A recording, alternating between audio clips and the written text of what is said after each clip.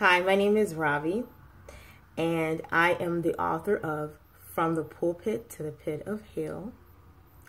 I am a licensed therapist, master's in psychology, just to give you a little background. And so I decided to do this book because there are so many people who are suffering from church hurt, from different experiences. And so I share my vantage point of my survival of being abused by a pastor. And so the website is www.settingthecaptivesfree.net, and that is also in the description.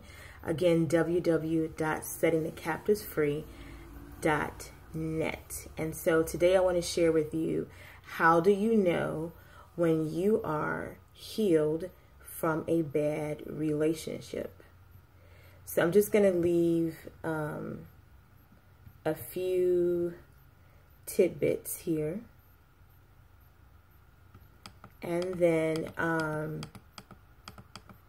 when you subscribe or when you purchase a book, you will get the full length scale of this particular teaching. So emotional healing from relationships can be gut-wrenching, can be difficult to process through before being open to a new relationship. Here are some building blocks to help you recognize when you are finally over it. So I'm just going to talk about number one, absence of revenge. Absence from revenge. So in any relationship, before you can move forward, you have to get to forgiveness, because unforgiveness will cause you to be bitter. All your relationships will become affected and infected by it. So it's very important to be absent of revenge. So one of the first things that you notice when you're in recovery from a bad relationship is that you become absent of revenge. So what does that mean? What that means is that you are no longer interested in getting back at the other person. You possess freedom from retaliation, as well as the ability to abstain from it. So what does that mean? So that means that you resist gossiping, talking about the person, using opportunity to defame them and talk about them to other people, to your family, and even that inner dialogue that you tell yourself every day, even when there's no one else around. So even the negative internal dialogue only perpetuates more unforgiveness and bitterness and causing you to be stuck, okay? When you are in absence of revenge, the constant thoughts and fantasies about the other person begin to diminish. Outbursts of cursing, perverseness, spoken word curses, name calling, negative conversations about the other person begins to diminish. Also entertaining thoughts or waiting for the other person to fail. Okay. Like, for example, you broke up with a person in a bad relationship, so you just begin to speak, well, that person's never going to find anybody better than me, or they're going to act such and such.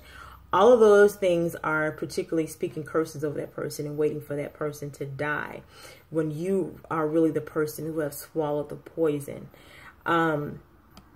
Continuous review or tracking profile statuses on social media networks begins to diminish. So one of the ways to heal is to refrain from checking in on social media, seeing how the person is doing, because inevitably what that is doing is that it's injuring yourself, is opening up the wound. Now there's some people who have a quote-unquote normal breakup, and so after a period of time they can resume being just friends, where whatever they do in their life, they're not affected by it, and they can move on and be friends. But in the beginning stages, it's just wise not to do that. So again, the first building block of knowing when you are over a bad relationship is absence of revenge.